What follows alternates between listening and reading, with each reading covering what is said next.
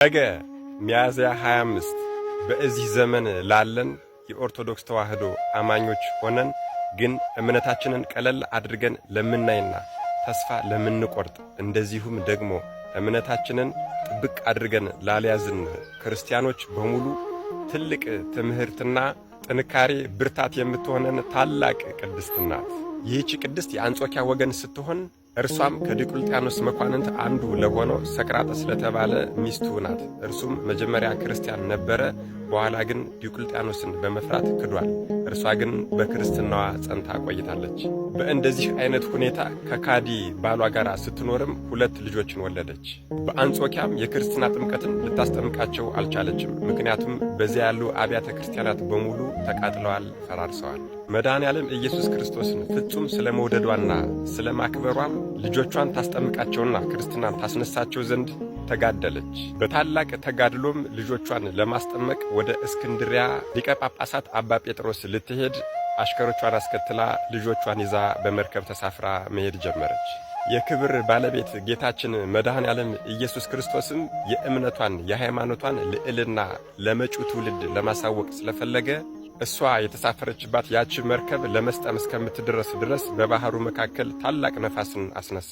ይህች ቅድስትም ልጆቿ ሳይጠመቁ ክርስትና ሳይነሱ እንዳይሞቱባት ፈራች። ተነስታም በፍጹም እምነት ሆና ረጅም ጸሎት ጸለየች። ከዚያም ምላጭ አንስታ የቀኝ ጡቷን በጣች። ከጡቷ ላይ የደማውን ደምም ወስዳ በልጆቿ ላይ በመስቀል ምልክት ቀባቻቸው። በፊታቸው፣ በደረታቸው እንዲሁም ደግሞ በጀርባቸው ላይ በመስቀል ምልክት እንዲሁ ቀባቻቸው።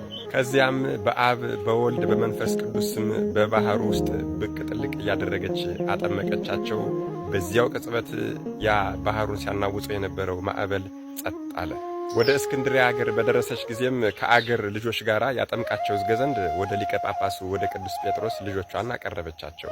ያን ጊዜም ሊቀ ጳጳሱ የአገር ልጆችን አጥምቆ ወደ እርሷ ልጆች መጣና እነሱን ለማጥመቅ በሚዘጋጅ ሰዓት ሊያጠምቅበት ያዘጋጀው ጸበሉ ወይም ደግሞ ውሃው ረጋ። እነርሱን ትቶ የአገር ልጆችን ባጠመቀ ሰዓት ያ የረጋ ውሃ መልሶ እንደነበረ ሆነ። አሁንም ደግሞ መልሶ የእናታችንን ልጆች በሚያመጣቸው ሰዓት በድጋሜ ውሃው ረጋ። እንደዚህ እያደረገ ለ3 ጊዜ ተከታታይ ሞከረ። ባልተሳካለትም ጊዜ ሊቀ ጳጳሳት ቅዱስ ጴጥሮስ እጅጉን አደነቀ።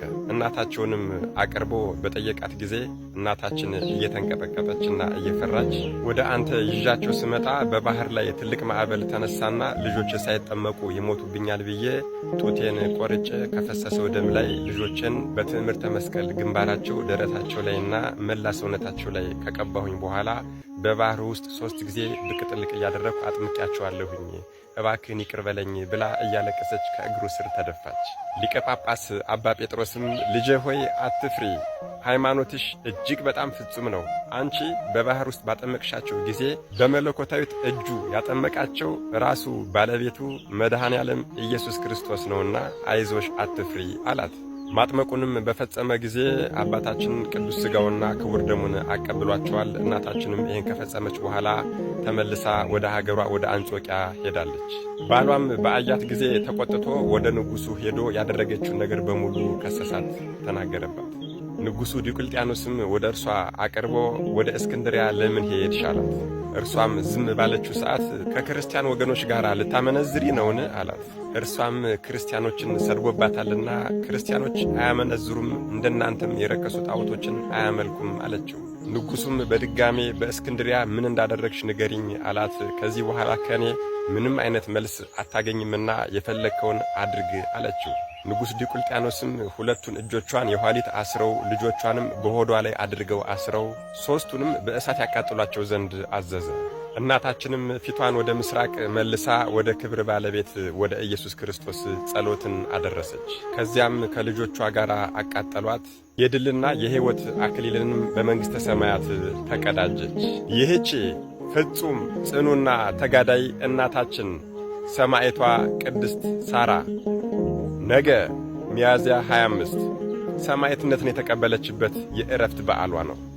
መድኃኔዓለም ኢየሱስ ክርስቶስ ከእናታችን ከቅድስት ሳራና ከ2ቱ ምንም የማያውቁ ልጆቿ ሰማዕታት ረድኤት፣ በረከት፣ ምልጃ፣ ፍቅር፣ ቃል ኪዳን እንዲሁም ጥንካሬን ያድለን። አሜን። ይቆየን።